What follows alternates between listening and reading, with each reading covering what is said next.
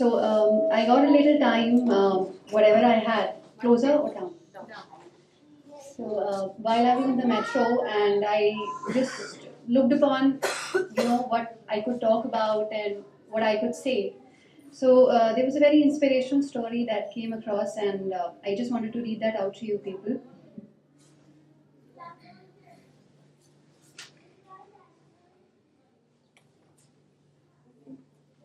Okay, the name of the story is The Black Dot. One day, a professor entered the classroom and asked his students to prepare for a surprise test. They waited anxiously at their desks for the test to begin.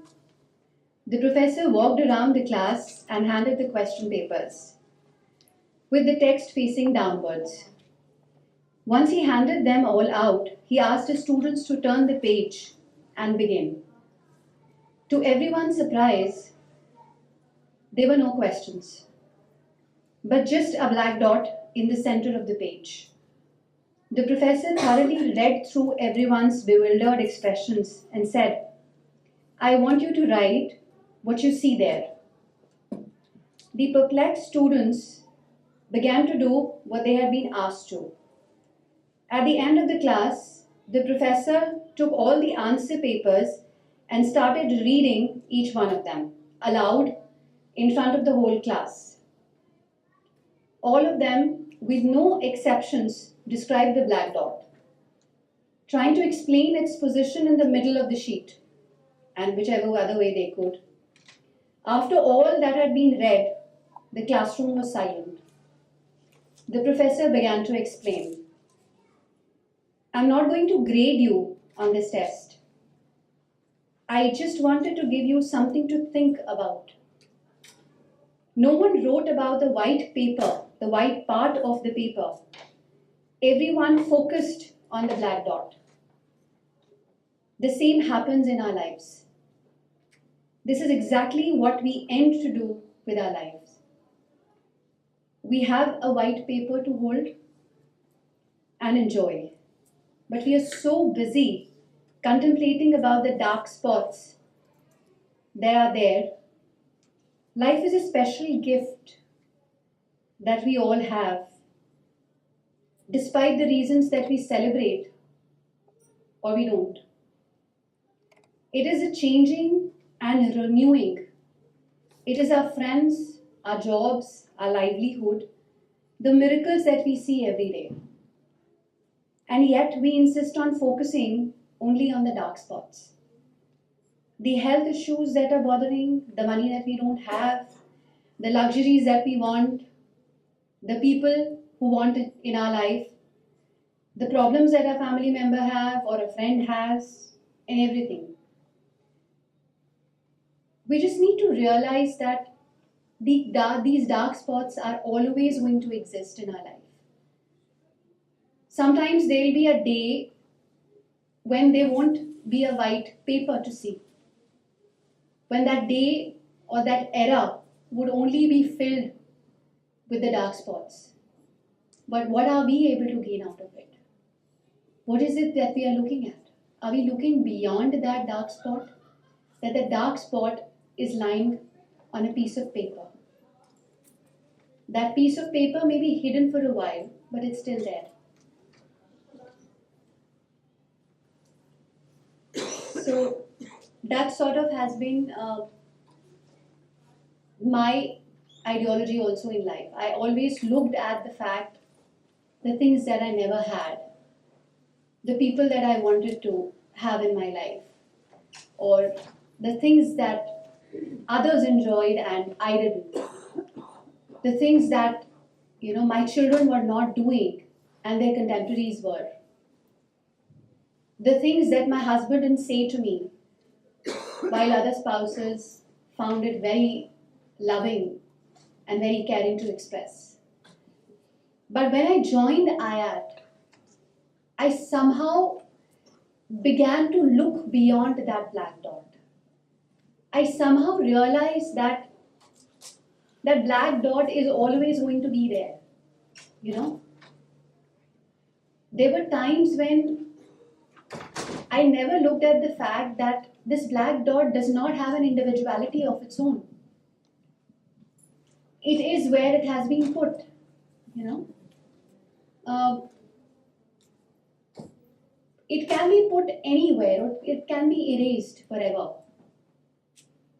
So I give it an existence. That thing does not have an existence on its own. I can choose to put it on that paper, or I can choose to put it here, wherever I want to. So I realized that, you know, my perception of people and situation cannot be a theory for my life. It can't be something that I will always stick to and never let it change. It is ever evolving.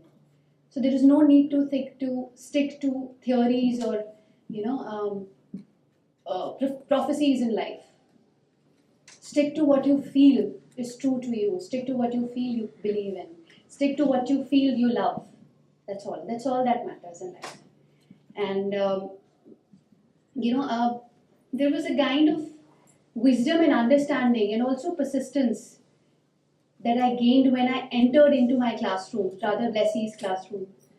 And when I looked at those children, and when they started, you know, coming to me and accepting me, you know, as a teacher, as somebody who has a place in their classroom, that was so overwhelming for me. For a 10-year-old to accept someone as a teacher or as a facilitator who can help him or her learn something in life is a big achievement for that person. So I believe that has been my biggest achievement. And also, I was blessed in a way that my family, you know, did not fall short of my time and my patience and my love. And they were together in this journey with me. And my children have, you know, somewhat given me that push, you know, that if we can tolerate you, then those 32 or 35 children can also. So, yes. Another incident that happened, while I was in the metro today, I had a co-passenger, co-traveler with me. I was writing this down during that time, you know, and she asked me, are you a teacher, or do you write a blog, or do you work somewhere? She had a lot of questions. I said, no, these are my general day-to-day routine things that I write, you know. I am very lazy, and putting pen to paper sometimes, doesn't make me realize that I'm committing a lot of mistakes. So there is an auto-correction mode in the laptop. So I get auto-corrected. So instead of a pen and paper, I generally carry my laptop everywhere. So I document my feelings and my reflections. So she asked me that she had all these questions, and I started answering them one by one. So I realized that she really wanted to talk, you know. It was not what I was writing, but she wanted to strike a conversation. She wanted to talk about something, you know, that has been disturbing her, or maybe that is something that she hadn't talked to anyone. So I just closed the laptop and I started talking to her. I said, okay, what do you want to know? She asked a lot of questions, and then she said, I'm not a teacher as of now. I am a student teacher. I'm learning to be a teacher. She said, where are you doing that from, and all that. And I told her. So she had also been in this profession on and off. Like, she worked for a couple of months and then she left it, some discontentment or the other. Then again she joined a place and then again she left it. So she said, I was never able to understand how children learn. I was in a conventional school. There I found them struggling with studies, struggling with paperwork, studying with filling the notebook. But when I joined another school that was experiential, there I could not understand that, you know, how, as me, someone who has learned from a conventional background, can unlearn that and then teach something in a different way to these children. That time, I wasn't ready in that conventional model. I wasn't ready to give that kind of knowledge to them. And in this kind of a setup, in this experiential learning setup, students were ready, but I was incompetent. So I was kind of taken aback. Then I told her about IAT. Then I told her about my journey, and then she recalled having seen a Facebook post, and then she recalled about having read about IAT, and she said, "How much does it cost?" And how much. I said, all that is not important. You will be able to take out that amount also, that money also, and eventually you'll be able to take out that time also. But what matters to for you to understand and for anybody to understand is that this is a study. This is a study which is sort of equipping you with an understanding. It's not equipping you with a diploma that is accepted. This is a program, this is a study which is widely acknowledged. People acknowledge it as a study, as a course that really equips a non teacher to become a teacher.